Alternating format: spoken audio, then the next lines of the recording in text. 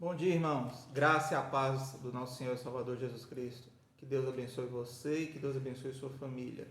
Estamos aqui reunidos mais uma vez para a nossa EBD Online, a nossa Escola Bíblica Dominical através da internet. E hoje temos como tema o estudo de número 21, o Reino de Deus e a Igreja, baseado em Atos dos Apóstolos, no capítulo 2, versículos 41 e 42, quando diz o seguinte: os que aceitaram a mensagem foram batizados, e naquele dia houve um acréscimo de cerca de 3.000 pessoas. E eles se dedicavam ao ensino dos apóstolos e à comunhão, ao partir do pão e às orações. Irmãos, parece um texto simples, parece ser uma explicação bem simples, parece algo assim que não traz muita dúvida, mas eu te digo com certeza de que muitas pessoas dentro da igreja evangélica, dentro da igreja protestante, dentro da igreja batista, presbiteriana e de forma geral, fazem muita confusão entre o reino de Deus e a igreja. Muitos vão pensar que a igreja é o reino de Deus e muitos vão pensar que o reino de Deus é a igreja. E particularmente, em certa parte disso, dessa afirmação, há uma verdade, porém, não uma verdade completa. Pastor, como assim? O reino de Deus é a igreja não é o reino de Deus? Não entendi, foi nada. Irmãos, olha só. O reino de Deus não depende exclusivamente da igreja para tudo. E a igreja, ela tem que pertencer ao reino de Deus. Mas o reino de Deus precisa da igreja para que ele seja proclamado, porque é a obrigação da igreja proclamar o reino de Deus. A igreja de Jesus Cristo, a igreja universal, a igreja que Cristo veio aqui no planeta Terra e fundou, essa igreja pertence ao reino de Deus e é o dever desta igreja anunciar o reino de Deus. Isso é um fato, isso é uma coisa óbvia. E a igreja, ela pertence ao reino de Deus, desde que esta igreja proclame a verdade do Evangelho. Pastor, existe igrejas que não proclamam a verdade do Evangelho? Hoje, infelizmente, é uma das coisas que mais existe. Muitas não somente pregam uma teologia que não condiz com a Bíblia, mas os pastores, os líderes dessas igrejas, elas muitas vezes estão pregando algo que não está na Bíblia, não está na teologia, algo fundamentado em opinião, algo fundamentado em uma ação, algo fundamentado em uma afirmação, algo assim, e não está fundamentado primeiramente na palavra de Deus e na teologia reformada pela qual nós estudamos. Então, o objetivo desse estudo hoje é fazermos a diferença real entre igreja e o reino de Deus. É a mesma coisa, ser membro de igreja não significa que você está salvo. Pertencer a uma igreja não significa que você faz parte do reino de Deus. Abrir uma igreja, fundar uma igreja, plantar uma igreja, qual a expressão que você queira usar, não significa que ela é uma agência do reino de Deus. Nem toda igreja faz parte do reino. Mas toda igreja que professa Jesus deve fazer parte do reino de Deus. Bom, vamos lá primeiro para a gente ir por etapas, O reino de Deus tem como nosso Senhor Deus, o nosso Deus, o nosso Senhor, o seu Rei Todo-Poderoso, Supremo Criador dos céus e da terra. Ele é o Senhor do reino. E como Senhor do reino, nós como servos, qual é a função do servo? A função do servo é servir ao seu Senhor. E ele serve ao seu Senhor independente do que aconteça. Hoje nem tanto, apesar de que existem alguns ainda, hoje nem tanto. Mas durante a Idade Média e a Idade Antiga, e até antes de Cristo, os reis, eles tinham os seus servos. E tinha até mesmo servos que eram os provadores de alimento. Era feito o alimento, era feita a comida, o jantar, o café da manhã, não importa, e ele era colocado para que o rei, para que a majestade pudesse se alimentar. Mas antes dele se alimentar, tinha um servo que ele provava, que ele comia, que ele experimentava a comida para saber se a comida não vinha envenenada. Isso era muito comum acontecer, porque às vezes queriam matar o rei envenenado e tinha um servo, tinha o responsável para que ele pudesse provar o alimento para saber se o alimento não era envenenado. Então, da mesma maneira que o servo colocava a vida dele em risco nessa função, ele obedecia ao seu Senhor veementemente. É o que nós, igreja de Jesus Cristo, aí a igreja de Jesus Cristo, devemos fazer o tempo todo, obedecer ao nosso Senhor veementemente, não importa o que aconteça. E a abrangência do reino de Deus, irmãos, ela é em todo o planeta Terra. Em todas as áreas do planeta Terra, a palavra de Deus diz que nós podemos subir ao mais alto monte, descer ao mais profundo abismo, ali está a presença de Deus. Pois é, então a presença de Deus ela vai muito além do que nós podemos pensar. A presença de Deus vai muito mais além do que a sua igreja faz, do que o seu trabalho alcança, do que a sua casa vive. Ela ocupa todo o planeta Terra. O reino de Deus é como a presença de Deus. Deus ele é onipresente, ele está em todos os locais, a presença dele está em todos os locais da terra. O reino dele também está em todos os locais da terra, em todo momento. Se está aqui no Brasil, está na América do Sul, na América do Norte, Europa, África, Ásia, Polo Norte, não importa. Em todo local está o reino de Deus. E o reino de Deus também ele tem que estar, e ele precisa estar no coração do homem. O homem, no momento em que ele entrega a vida dele para Cristo e Cristo passa a ser o Senhor da vida dele, o senhorio da vida dele, e ele entende que ele agora, como servo de Deus, ele deve obedecer ao nosso Deus veementemente, independente do que aconteça, ele está colocando o coração dele no reino e fazendo com que o reino viva em seu coração. A palavra de Deus diz que Jesus está à porta e bate, né? Apocalipse diz que eis que estou à porta e bato. Se entrar, entrarei na sua casa e cearei você comigo. Então, Jesus está à porta do nosso coração, né? Usando essa metáfora, Jesus está na porta do nosso coração e ele está batendo, falando assim, opa, eu quero entrar para jantar junto com vocês, para me alimentar junto com vocês, para tomar café, para lanchar, para a gente comer uma pizza junto, né? Isso eu falando. E Jesus está na porta, batendo, falando o seguinte, se entrar, entrarei em tua casa. A casa que é o nosso coração. Então Jesus entrará, estará em nosso coração, estará em nossa casa, o reino de Deus estará no nosso coração. Isso é uma coisa fundamental que nós temos que entender. O reino de Deus, ele possui 4 características. A primeira característica, ele é sobrenatural. Quando nós estudamos sobre reinos que houve aqui no nosso mundo, por exemplo, o reino da Inglaterra, o reino da Mesopotâmia, o reino da Babilônia, do Império Romano, todos os reinos que tiveram no decorrer de toda a história da humanidade, eles tinham aonde começar e eles tinham aonde terminar. Por exemplo, o Reino Unido. Quando a gente fala a expressão Reino Unido, quais são a extensão do Reino Unido? Nós temos 4 países que compõem o Reino Unido. Nós temos Inglaterra, Escócia, País de Gales e Irlanda do Norte. Então, a área que restringe esses 4 países é a extensão completa do Reino Unido. Saiu dali já não é mais Reino Unido. Você vai para a Suécia, onde tem uma outra monarquia. Lá na Suécia, talvez tenha aí uma ilha, alguma outra coisa, algum local separado, mas saiu daquele local ali, deixou de ser o Reino da Suécia. E assim sucessivamente. O Reino de Deus não é assim. O Reino de Deus, por ele ser sobrenatural, ele alcança dimensões que são além da nossa imaginação, além da nossa compreensão. Porque não está no concreto, não está no material, não está nisso que nós podemos chegar aqui e pegar, mas está no sobrenatural. E ao mesmo tempo que está no sobrenatural, como está descrito lá em Marcos capítulo 4, versículos 26 a 29, o reino de Deus também ele é invisível, como está em Lucas 17, versículos 20 e 21. Depois o irmão pode até pesquisar na sua palavra, na sua Bíblia para você ver. Porque ele é invisível. A palavra de Deus diz que o nosso Deus ele é invisível, porém ele é real. Não tinha esse cântico que a gente cantava, a único que é invisível e real. Não é isso que a gente cantava no hino, né? Falava ao nosso Deus que é invisível e porém real. Pois é, ele é invisível, mas ele é real. O reino de Deus nós não vemos com os nossos olhos. Assim como você enxerga todas as coisas materiais, por quê? Porque o nosso mundo ele é feito de átomos e moléculas. Tudo que existe no nosso mundo tem átomos átomos e moléculas. E nós enxergamos de maneira concreta isso.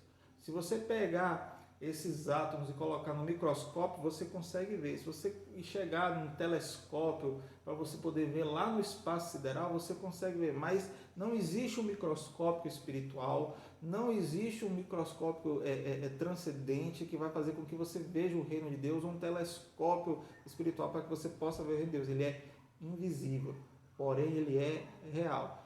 Quando a gente vê essas histórias de super-heróis, tem aqueles super-heróis que conseguem se transformar e ficar invisível, e eles ainda existem. Aí quando está andando assim, o vilão esbarra no cara que é invisível, ele percebe que tem alguma coisa ali. Pois é, o reino de Deus não é assim. Você não esbarra no reino de Deus de uma forma concreta, mas ele é algo que, porém, mesmo sendo invisível, ele é real. E ele é misterioso, como está em Marcos capítulo 4, versículo 11. Por que ele é misterioso? Porque nós não conhecemos como ele é. Nunca foi uma pessoa lá, visitou o reino e depois voltou, bateu foto, anotou, fez um desenho, como é que é. Não, não é. A gente tenta imaginar com a nossa mente, usar a nossa imaginação para tentar entender como é que deve ser o reino de Deus, que deve ter montanhas, deve ter um lago.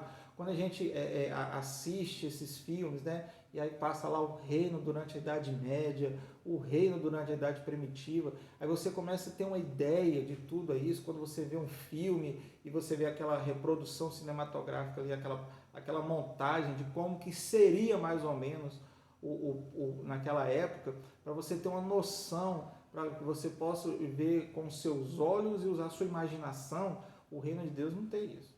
Tudo é misterioso. Por quê? Porque há um mistério, porque Deus não revelou tudo para nós. Nós temos que entender que Deus ele vai muito além do que as capas da Bíblia. Deus ele vai muito mais do que Gênesis e Apocalipse. O poder de Deus, a extensão dele, o que Deus faz e criou, vai muito mais além do que nós podemos compreender. E por isso que o reino de Deus ele é um mistério, é algo diferente. Porque ele não é como reinos normais, onde tinha um senhor, os soldados, o castelo, os vassalos, os servos, as pessoas que produziam, o reino que administrava e tal, a colheita e o exército para proteger, e tinha lá tudo aquilo. Não, não é assim. O reino de Deus não é assim. A gente imagina, né? A gente tenta imaginar como é que deve ser. Talvez eu estou falando aí e na sua imaginação você já tentou imaginar o reino de uma maneira, mas é muito mais do que nós podemos compreender. E o reino de Deus, ele também tem um outro detalhe, que ele é um reino que ele existe, ele é real e ele há de vir para nós. Pastor, como assim um reino vai vir, vai se levantar um pedaço de terra e vai sair voando? Não. Quando Jesus voltar e levar a igreja junto com ele, o reino de Deus virá junto com ele. Por quê? Porque ele vai nos arrebatar, nós deixaremos esse corpo feito de átomos e moléculas, receberemos um novo corpo, a palavra de Deus diz que receberemos um novo corpo e um novo nome, né? Dizem que nós teremos um novo corpo e um novo nome, seremos corpos incorruptíveis, ou seja, não terão corrupção, não terão defeitos, seremos corpos perfeitos, não vai ter nenhum defeito, não vai ter nenhuma doença, né? Não vai ter nada de ruim, porque vai ser tudo na presença de Deus, e nós viveremos no reino de Deus junto com eles. Irmãos, eu costumo brincar e falar com as pessoas, né? Quando a gente vai falar sobre a volta de Jesus, eu costumo falar que o crente, quando Jesus voltar, Deus vai nos colocar no reino dele, que será um reino de bênção, um reino de paz, um reino onde seremos prósperos, e prosperidade não estou falando de dinheiro, nós teremos uma vida em plena santidade com Deus, estaremos tão perto de Deus, e eu costumo dizer que vai ser camisolão e harpinha o tempo todo. Não tem aquele negócio do anjo, do camisolão e harpinha? Pois é, vai ser camisolão e harpinha o tempo todo. Por quê? Porque estaremos junto da presença de Deus.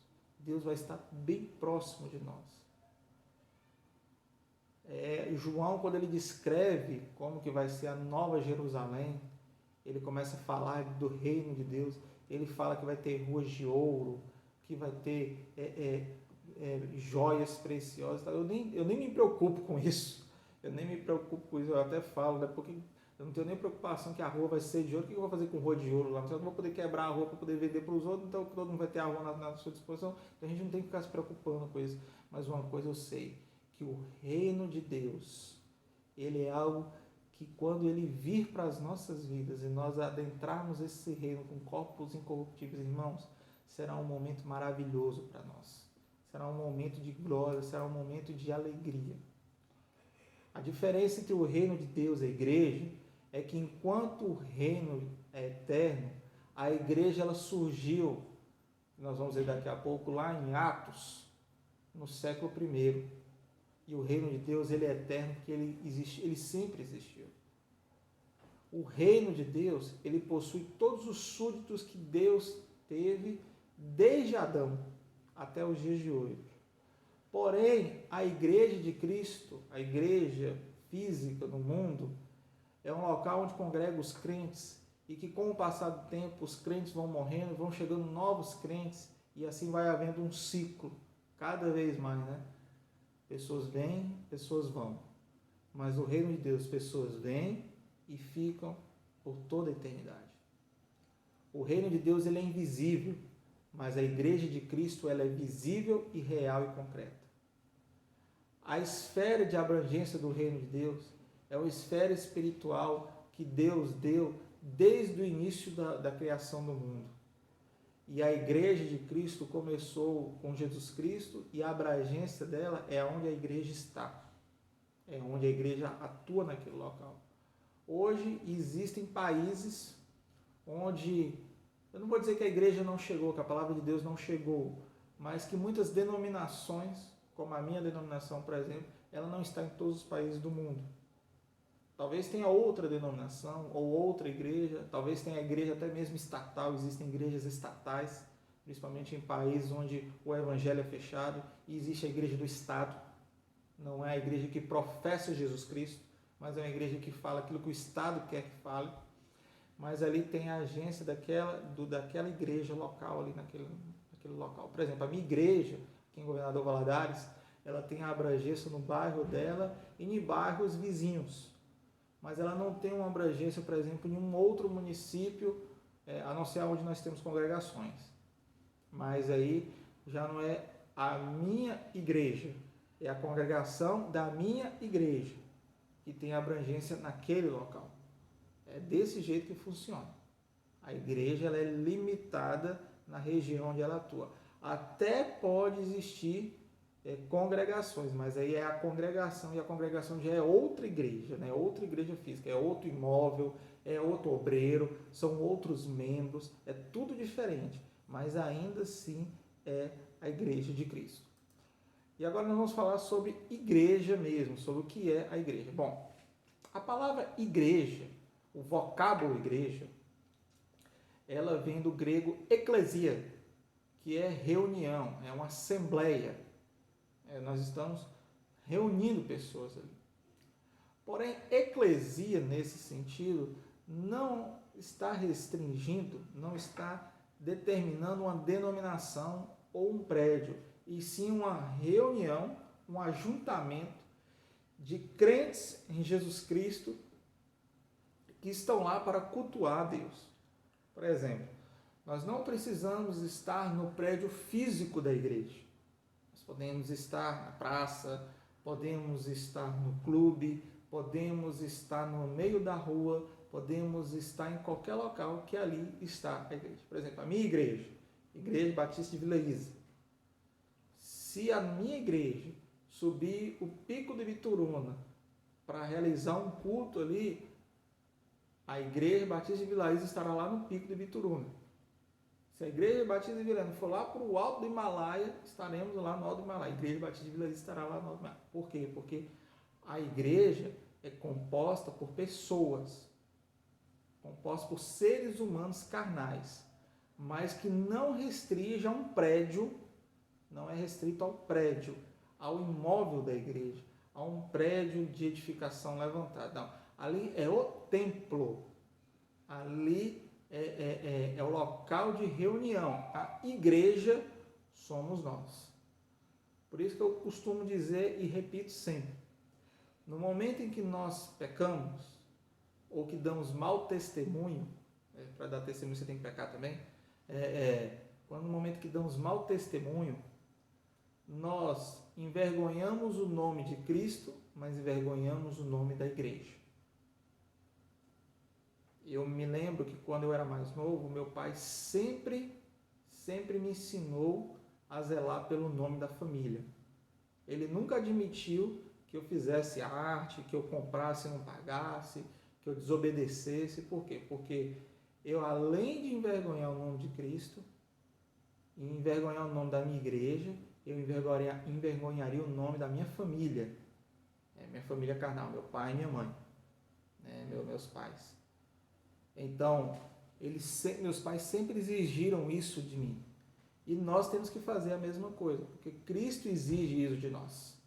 Nós devemos entender que como igreja terrena, como igreja de Jesus Cristo no planeta Terra, nós carregamos a responsabilidade do nome de Cristo. Mas nós não estamos limitados, nossas ações não estão limitadas a um prédio, em um local, em um endereço físico. Nesse endereço físico é o templo, é o local de reunião. É porque caiu no nosso linguajar, a gente fala assim, eu vou à igreja. Não, você não vai à igreja. Você vai ao templo, ao prédio, ao local de reunião. Você não vai à igreja. É a igreja que é você que vai ao local de reunião. É porque a gente atribui igreja ao local de reunião, quando na verdade não é. Nós somos a igreja. No momento em que você sai, a igreja está indo. É a igreja que está com você. A igreja visível, como nós a conhecemos, ela começou no Novo Testamento. Mas e lá no Antigo Testamento, pastor, lá no tabernáculo, o templo de Jerusalém, o templo de Salomão e parará. Irmãos, ali era o culto judaico da lei de Moisés estabelecida pelos ensinamentos de Deus dado, que começou lá com Abraão, pouco depois quando ele sai de Ur dos Caldeus, pouco tempo depois, quando ele está nos carvalhais de Manre, Deus fala com ele pela primeira vez, Deus fala com ele, antes daquela história toda de ir para o Egito, de ele falar que Sara era irmã dele, e de lá acontecer várias coisas, e Sara ir para o harém do faraó e ficar 2 anos lá, antes de tudo aquilo, e Deus fala com Abraão, até então nem era Abraão, era Abrão, Deus fala com Abraão, e ali começa o ensino de Deus, mas a igreja, ela é com Jesus lá no Novo Testamento. Então, antes não é cristianismo, antes é judaísmo. E nós temos o culto judaico. E o cristianismo, ele veio do judaísmo, através dos ensinos do judaísmo, da religião judaica, da cultura judaica, dos ensinos judaicos, da doutrina judaica, de tudo que o judaísmo ensinou, professou, pregou, que fundou-se o cristianismo, porque foi fundado por Cristo. Então a igreja visível começou no Novo Testamento e representa o quê? Um grupo de pessoas que se reúnem em um local físico. E isso foi Jesus que fundou em Mateus capítulo, que começou, vamos dizer assim, em Mateus capítulo 16, versículo 18, e foi inaugurado em Atos capítulo 2, versos de 1 a 13, como nós vimos aqui nos versículos 41 e 42, quando diz que mais de 3.000 pessoas pregaram, que foram ali o famoso dia de Pentecostes, onde muitas pessoas se converteram. Então nós temos ali o início da igreja, como ela é chamada no Novo Testamento, como ela é chamada na história da teologia, que é a chamada igreja primitiva. E a igreja universal, a igreja que representa todos os crentes, ela está lá em Efésios, no capítulo 1, versículos 21 e 22, e gostaria de ler para os irmãos aqui, Efésios capítulo 1, versículo 21 e 22, quando Deus diz assim: muito acima de todo governo, autoridade, poder, domínio e de todo nome que se possa mencionar, não apenas nesta era, mas também na que há de vir, Deus colocou todas as coisas debaixo dos seus pés e o designou como cabeça de todas as coisas para a igreja.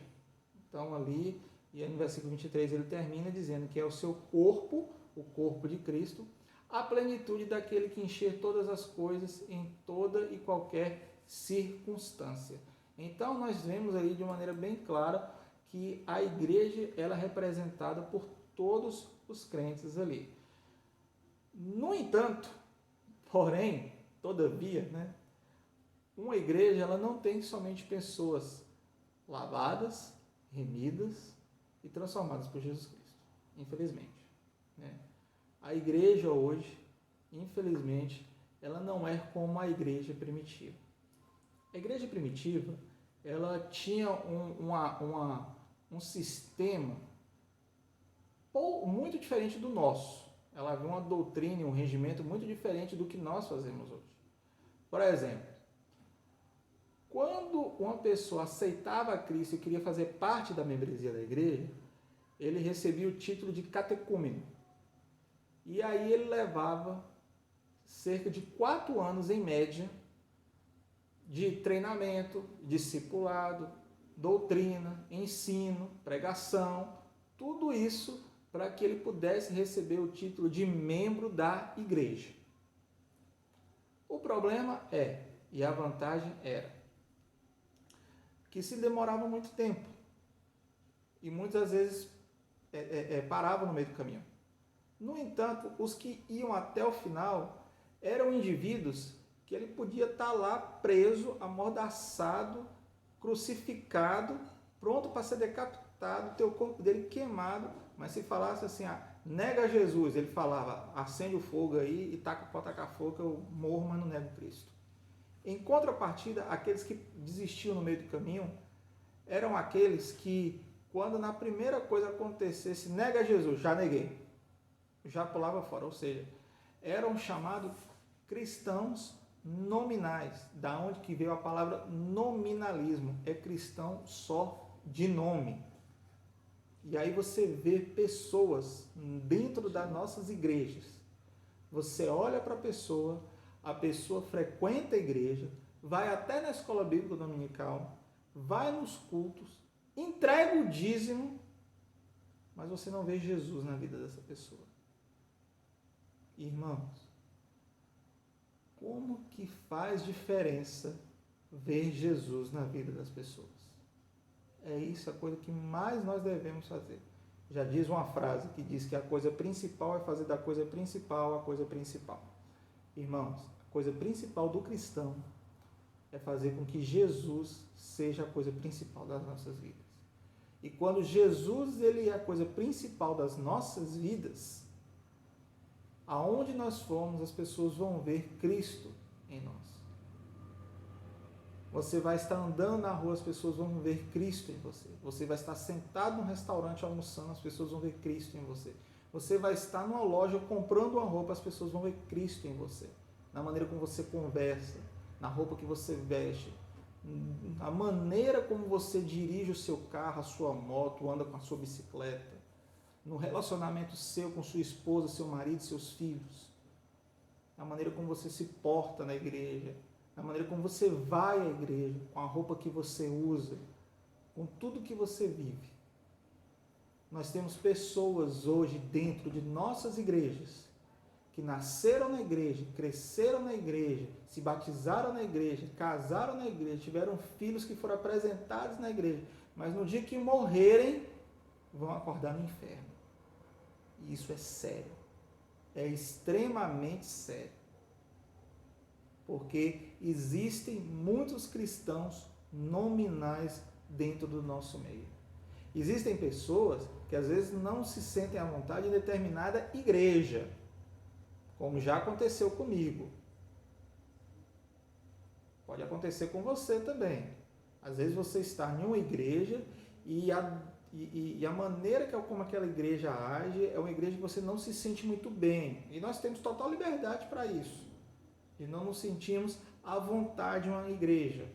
Mas você chega uma igreja muito musical, você prefere uma igreja menos musical, ou a igreja tem um espírito muito missionário, você não se sente muito bem nisso, ou com uma forte ação social, às vezes você não gosta, ou às vezes você prefere uma igreja onde o pastor ele dá uma ênfase maior no sermão, ou uma ênfase maior na música, ou uma ênfase maior no ensino, né? E cada pastor prega de uma maneira, cada membro de uma maneira, cada realidade de igreja de uma maneira. Então você vai buscar aquilo que você se sente melhor, mas nunca esquecendo que você tem que se sentir melhor no momento que você tem Cristo no coração. E é o Espírito Santo de Deus que te convenceu do pecado e do juízo, que você era um pecador, que vai fazer, opa, peraí, você vai ficar nessa igreja. E no momento que você fala, se eu vou ficar nessa igreja, é nessa igreja que Deus vai te usar. Porque Ele sabe que ali você tem coisas grandes para poder fazer. Não para você, não por você, sempre para Deus, sempre para Deus. Irmãos, é um privilégio nosso poder servir a Deus. É um prazer que Deus colocou em nossas vidas, servir a Ele. E servir a Deus, irmãos, é a coisa mais preciosa, é a coisa principal que o cristão deve fazer. Concluindo, a igreja, ela é diferente do reino de Deus. A igreja deve pertencer ao reino de Deus. E o reino de Deus precisa da igreja para professar a Jesus. Mas nem toda igreja pertence ao reino de Deus. Irmãos, existem igrejas que elas dão tanta ênfase à ação humana que elas esquecem de professar a coisa mais preciosa que Jesus fez, que foi a salvação salvação na cruz do Calvário para a remissão dos pecados dos homens.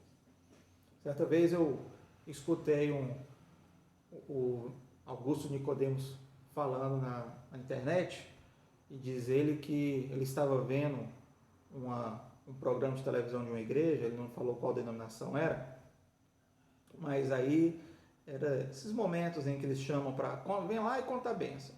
Aí chegou um irmão lá e falou assim, eu cheguei aqui na igreja e eu fiz a corrente de oração não sei o que, a vigília de não sei o que lá, e antes eu tinha um carro velho e Deus agora me deu um carro zero e eu abri uma empresa. Aí chegou o outro, eu fiz a oração forte de não sei o que, a corrente de não sei o que lá, e antes eu tinha um carro, uma casa, e agora eu estou com um prédio, e eu estou com uma casa na praia, e eu troquei de carro, e viajei, pererê. E o povo foi contando.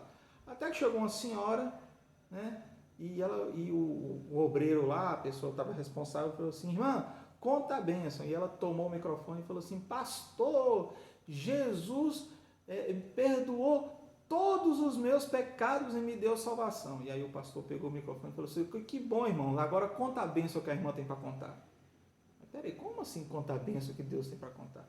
Essa é a bênção que Deus tem que nos dar, a remissão dos nossos pecados.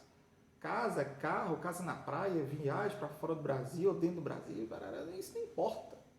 Isso aí, irmãos, é fútil, isso aí é coisa passageira. Você pode rodar o mundo inteirinho, conhecer todos os pontos turísticos do mundo inteirinho, ter todo o dinheiro a seu dispor. Não vai significar nada na hora em que Deus virar para você e falar assim, por que eu devo deixar você entrar no céu? Por que eu vou te dar salvação? Por que você é salvo? Por que você pensa que você tem o direito de viver comigo? Porque eu fiz isso. Não, você não fez. Você não viveu o Evangelho como deveria viver. Isso que é o mais importante. A igreja ela é muito mais do que um simples prédio ou uma simples denominação. A igreja é uma reunião universal de pessoas lavadas, remidas e transformadas por Jesus Cristo. E no dia em que nós deixarmos esse mundo terreno e formos para o mundo espiritual, na Canaã celestial, na Nova Jerusalém, que Deus e Jesus separou para nós. A palavra de Deus nos diz que na casa do meu pai há muitas moradas. Se não fosse, eu não vos teria. A casa do meu pai há muitas moradas. Eu vou lhes preparar o lugar. E Jesus está dizendo isso para nós. Então, no momento que estivermos lá na casa de Deus, lá na morada celestial, lá na Nova Jerusalém, com Deus, estaremos a igreja universal, a igreja mundial, a igreja única. Não é a universal do Rei de Deus, nem mundial do poder de Deus, mas é a igreja única de Jesus Cristo. Não vai haver batista, metodista, presbiteriano, universal, mundial, internacional. Não vai ter nada disso. Vai ser a igreja de Jesus Cristo. E precisamos entender que, como crentes em Cristo, somos filhos de um mesmo Pai. Deus não tem neto nem sobrinho. Deus só tem filho. E nós somos todos irmãos através da ação do Espírito Santo que nos remiu de todo pecado. Que Deus te abençoe e que Deus te guarde. Vamos orar para nós encerrarmos? Pai, que o Senhor nos abençoe e nos guarde a cada dia. Obrigado por tudo que o Senhor tem feito. Derrama tua unção, tua graça, teu poder. Obrigado por tudo que o Senhor tem feito em nossas vidas. E que em nome de Jesus o Senhor possa nos guardar e nos proteger. Obrigado por tudo. Em nome de Jesus. Amém. Que Deus te abençoe e que Deus te guarde.